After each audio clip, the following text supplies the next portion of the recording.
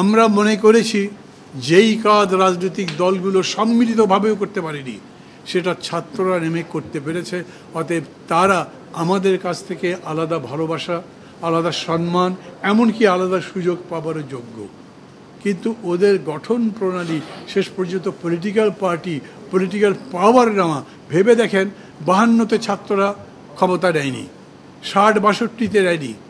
এই শিক্ষার্থীরা ক্ষমতায় গেল, উপদেষ্টা হলো, এখন উপদেষ্টার পদত্যাগ চেয়ে বিএনপি মিছিল করছে। ভালো লাগছে দেখতে? উপদেষ্টার নামে কি কি অভিযোগ বেরোচ্ছে এই শিক্ষার্থীদের নামে, সেটা সবাই দেখছি না আমরা। এই জন্য আমি বলছি, এই কথাগুলো বললে যদি কেউ বলেন ডক্টর ইউনূসের বিরুদ্ধে বলছেন, আমি তো একবারও বলছি না যে ডক্টর ইউনূস উৎকোচ দিচ্ছেন। আমি তো একবারও বলছি না যে উনি ইলেকশন কমিশন ঘেরাও করতে যাচ্ছেন।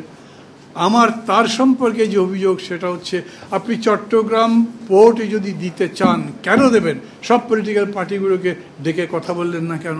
আপনি 15ই আগস্টে কথা বলতে পারেন, পূজাতে গোলমাল হতে পারে, সেই নিয়ে সব পার্টিকে ডাকতে পারেন।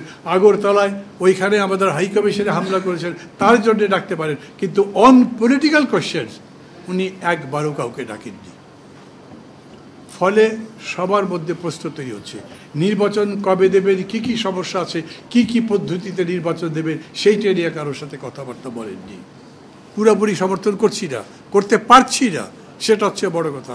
কারণ এই যে স্টারলিংক বোধহয় গতকাল থেকে চালু হয়েছে, হুলস্থুল ব্যাপার, 4000-6000 টাকা যায় নাই, যারা পারে দেবে, ওইটা নিয়ে আমি বড় কথা বলছি না। কিন্তু এইটা তো ঠিক, ওরা যে টেকনোলজি ব্যবহার করছে আপনি সেই টেকনোলজির কাছেও তো যেতে পারবেন না। তার মানে এটা ওদের দখলে গেছে। আমার দেশের মধ্যে এক্সপার্টিস নাই। আমি জানতে চাই ওরা এইটা চালাতে চালাতে ফুল টেকনোলজি আমাদের কি দেবে, আমাদেরকে শেখাবে, আমরা নিজেরা যাতে এরকম একটা মানে খুবই হাই ভোল্টেজ, হাই কোয়ালিটি সম্পন্ন সাইবার সিস্টেম চালাতে পারি, সেরকম করে তারা আমাদের শেখাবে। আমি তো জানি না, আমাকে তো বলা হয়নি, সরকার তো বলেনি। তাহলে এরা আমাদের সম্পূর্ণ সাইবার সিস্টেমের উপরে কন্ট্রোল রেখে চলতে পারবে, এইটা তো অ্যালাউ করা যেতে পারে না। একটা করিডোর দিতে চাইলেন, তার ওই এন্ডে কী আছে তা আমরা জানি না। বিরাট সব দিগ্গজ একটা ভালো ভালো মানুষ, জ্ঞানী লোক বিদেশ থেকে নিয়ে আসছে। কতগুলো বিদেশি পাসপোর্ট হোল্ডার যে এখন বাংলাদেশের গুরুত্বপূর্ণ জায়গায় আছে তা হিসাব করে পাওয়া মুশকিল।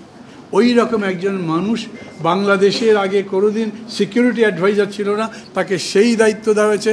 এখন আবার শুনছি সিকিউরিটি অ্যাডভাইজার আর্মির উপরে কন্ট্রোল নেওয়ার জন্য বিশেষভাবে নাকি চেষ্টিত আছেন। জানি না, এগুলো মানুষের মধ্যে গুজব বলেন, সংশয় বলেন, সেগুলো তো তৈরি হয়েছে। তার মানে পুরা দেশের মধ্যে একটা সংশয়, সন্দেহ, অবিশ্বাস, অনাস্থা তৈরি হয়ে যাচ্ছে। এই পরিস্থিতিতে কবে নির্বাচন হবে, কবে আমরা একটা সিস্টেমের মধ্যে আসব, আমাদের যে সমস্ত প্রশ্ন আছে সেগুলোর জবাবকে দেবে, এগুলো কোনো কিছুই জানি না। তখন রাজনৈতিক দলগুলো কিভাবে তাদের রাজনীতিকে বিজয়ী করবে সেটা দরকার।